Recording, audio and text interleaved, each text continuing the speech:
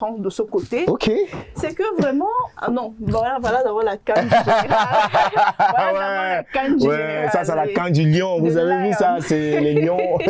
Voilà. De ce côté, vraiment, quand je suis entrée, il y a des choses qui ont tout de suite attiré mon attention. C'est que ça laissait garder des coffrets, des vinyles, des disques de vinyle. Je collectionne, Ça c'est juste quelques. On a du Bia Frankie Boss, on a également du Sam, voilà. Mangwama. Donc vraiment de la all school.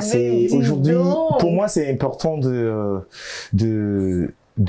se connecter à ses racines parce que notre originalité, c'est tout ce que nous avons de spécial à offrir au monde entier.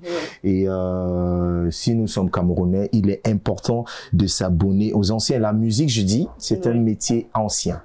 Et pour se faire respecter, il faut que son art soit capable d'être mis à côté de ceux des anciens qui ont fait avant toi et respecter à ce même niveau.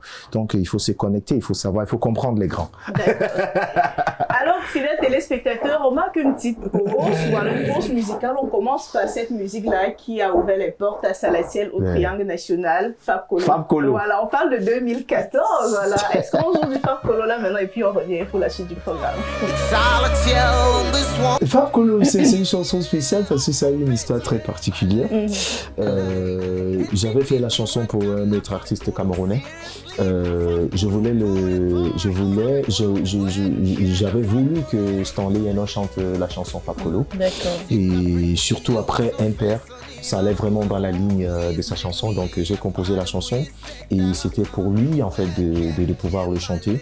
Sauf que à l'époque, Stanley, chaque artiste à tout moment a une direction artistique qui prend un certain moment et je pense qu'il n'était pas encore prêt pour ce que je proposais qui était une fusion entre le hip-hop et la musique traditionnelle.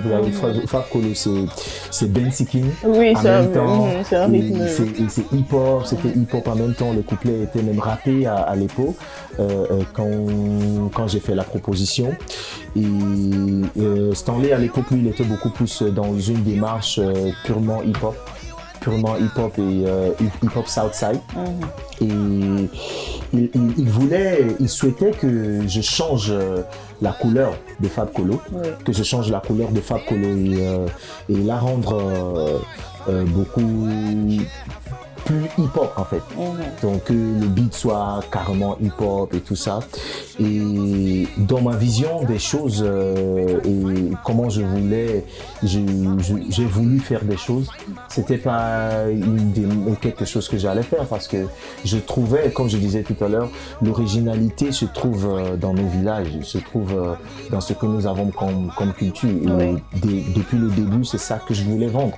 Et malheureusement, Stanley n'a pas pu interpréter parce que ça n'allait pas dans sa direction.